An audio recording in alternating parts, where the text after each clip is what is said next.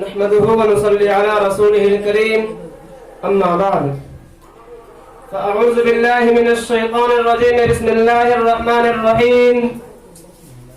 إن تنصروا الله ينصركم ويثبت أقدامكم وقال الله في موضع آخر ولا تهنوا ولا تحزنوا وأنتم الأعلون إن كنتم مؤمنين مقتل کی طرف جاتے ہیں اے موت تیرے لب چوم کے ہم مقتل کی طرف جاتے ہیں اے موت تیرے لب چوم کے ہم لے جام شہادت پیتے ہیں ساقی کی ادا پہ جھوم کے ہم شمع یقین کے پروانوں شعلے سے محبت کرتے ہیں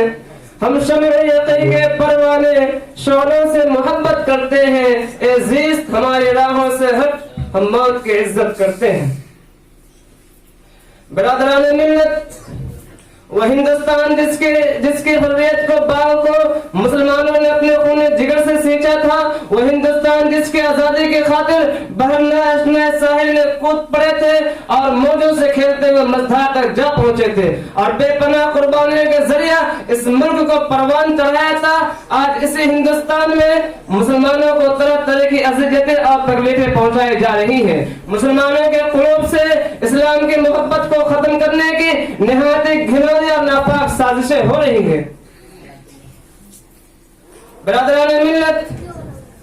یوں تو ہندوستان میں کسی بھی دور میں مسلمانوں کا حامی کوئی نہیں تھا، لیکن جب سے ان فرقہ پرستوں نے ہندوستان میں جنم لیا ہے اس وقت سے مسلمانوں کی رہی صحیح چین و سکون چھن گیا ہے، کیونکہ ان فرقہ پرستوں نے ہم وقت اور مذہب اسلام کو مٹانے کے لیے نہ جانے کیسی کیسی رچنا رچی ہے۔ غور تو کریں، کبھی وندے ماترم جیسی گندے اور ناپاک چیز کے نافذ کرنے کا حکم ہوتا ہے جس کی وجہ سے نیند حرام ہو گئی تھی۔ آج بھی بہت سارے اسکولوں اور کالجوں میں یہ گیت گائے جاتے ہیں جس گیت کا ایک بار پڑھنے سے مسلمان نہیں رہتا۔ آج وہی گیت ہندوستان کے مدارس و مکاتب میں پڑھنے کے لیے بچوں کو مجبور کیا جا رہا ہے۔ آج ہندوستان کے مدارس و مکاتب کو دہشت گردی کا اڈا قرار دیا جا رہا ہے اور یہ الزام لگایا جا رہا ہے کہ جتنے بھی فسادات ہو رہے ہیں ان کے پیشوا لیڈر یہ ملا ہے، اس لیے پہلے ان کو ختم کیا جائے۔ اور اس کے آسان صورت یہ نکالی گئی کہ مسلمان کسی بھی مدارس و مکاتب کو نہیں بنا سکتے، لیکن شاید ان کو معلوم نہیں ہے کہ جب تک مسلمانوں کی سانس چلتی رہے گی اس وقت تک مسلمان کسی بھی مدارس و مکاتب اور مدارس پر کسی طرح کے آنچ آنے نہ دیں گے۔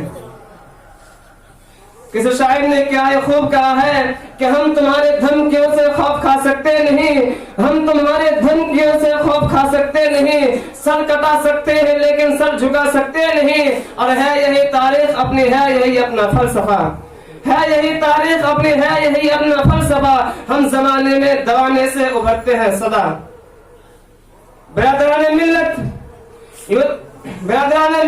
اگر وطن ہمارے جان مانگے تو جان دیں گے، اگر وطن ہماری اولاد مانگے تو اولاد دیں گے، اگر وطن ہمارا تن من دھن مانگے تو سب کچھ دیں گے، لیکن یہ نہیں ہو سکتا کہ مسلمان نبی کی جاہ و جلال دے دے، یہ نہیں ہو سکتا کہ مسلمان آخرت کو چھوڑ کر دنیا کو ترجیح دے۔ آپ حضرات کو تاریخ یاد ہوگی جب انگریزوں کو ظلم زیادتی حد سے آگے بڑھنے لگے اور انہوں نے اسلامی طریقہ کے مسمار کر کے اس پر تسلیث عقیدے کی بنیاد رکھنا چاہا تو سب سے پہلے شاہ عبدالعزیز علیہ رحمہ میدان جہاد میں بے جھجک کود پڑے اور افضل الجہاد کلمۃ حق عند سلطان جائر کے جذبہ پیکرا سے سرشار ہو کر ہندوستان کے دارالحرب ہونے کا فتویٰ دیا اور انگریزوں کے خلاف برسر پیکار رہے اور اس بات کا تہیہ کر لیا تھا کہ غلامی کی زنجیر کے ٹکڑے ٹکڑے کر کے ہی دم لیں گے، جس کے نتیجے میں مسلمانوں کو کن کی مشکلات اور مراحل دشوار گھاٹے میں گزرنا پڑا۔ وہ تاریخ کا ایک المناک باب ہے۔ شاعر کہتا ہے چل نہ سکتے تھے اگر جنگ میں لڑ جاتے تھے، چل نہ سکتے تھے اگر جنگ میں لڑ جاتے تھے، پاؤں شیروں کے بھی میدان سے اکھڑ جاتے تھے،